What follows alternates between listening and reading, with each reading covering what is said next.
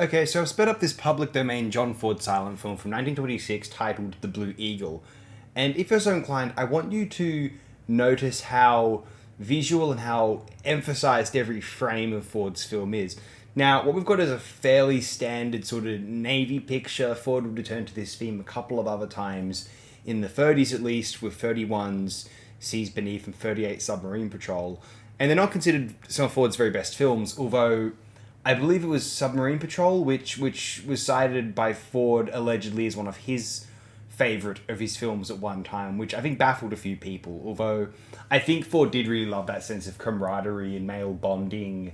As I can't remember the author's name, but she put it in an interview that I read out on what was it, the Hellbent, for the Hellbent upload.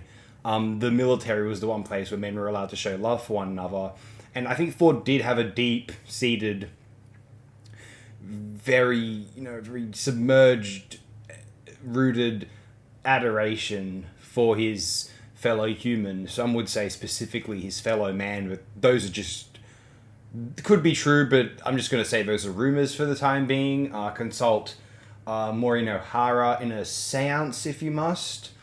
Although, in any instance, it demonstrates the point is Ford.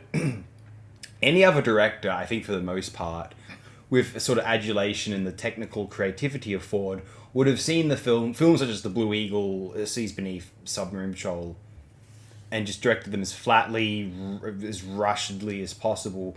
Ford cared about these films. He wanted to...